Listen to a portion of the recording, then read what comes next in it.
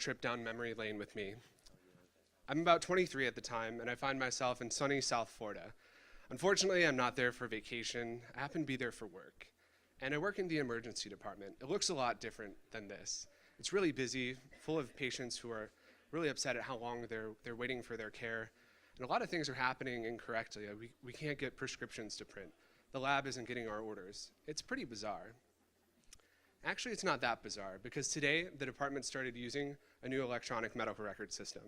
And it's something that one of the docs in the department, Dr. M, was really upset about.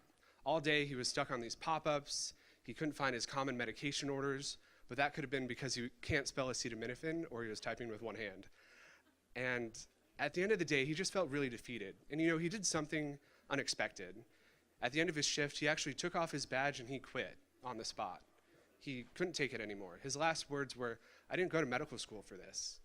And so for me, as somebody who was interested in medicine at the time, this really stuck with me. Like, how could a physician leave practice early over something so crucial as how you document a clinical encounter with your patient?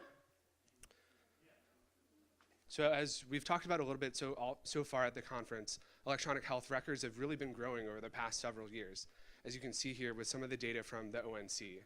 And through the many ways that you can categorize EHRs, you can see how tremendous the increase has been since the late 2000s, largely in part due to the HITECH Act of 2009, which ended up spending about $35 billion and counting in costs associated with these complex systems.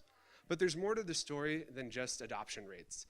For every 1 hour that a physician spends with a patient directly, they also spend about 2 hours working in their EHR, as well as administrative tasks.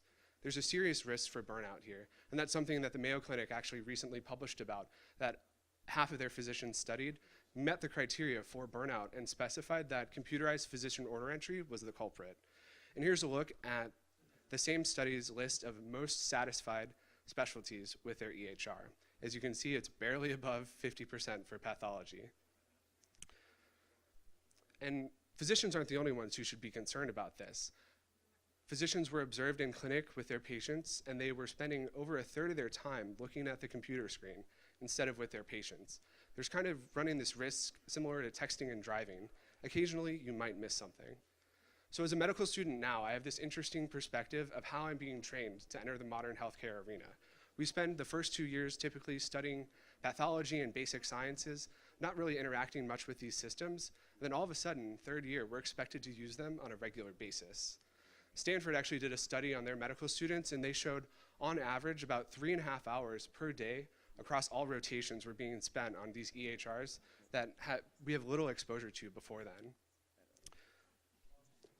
The AMA supports currently training and access to EHRs. However, interestingly, in the standards for accreditation published by the LCME, which accredits medical schools across the country, there's no mention of EHRs whatsoever. But I think we need to go further than just training and access. We need to dig a little bit deeper in our understanding of these complex systems.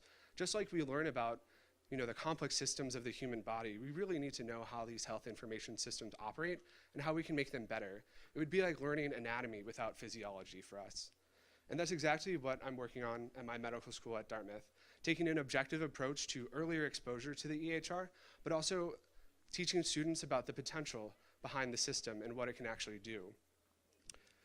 Along with some classmates, I actually started a medical informatics interest group, and one of our first events was a tutorial of how to use the EHR as first and second years.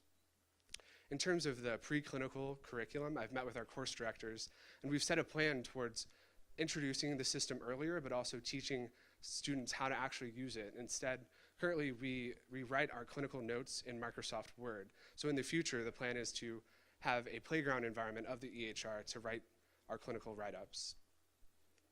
And so in closing, I'd like for you to imagine a couple of things with me. Imagine if the majority of doctors knew about the EHR well enough to know how to change it and make those recommendations to make it better, that they weren't so frustrated. Imagine if medical students, as we learn how to take care of our patients, we also learn about the EHR and how we can hit the ground running third and fourth year and beyond. I know it's easy for me to say as a former project manager for an EHR and second year medical student, but I'm really looking forward to the future and tapping into that untapped potential. Thank you.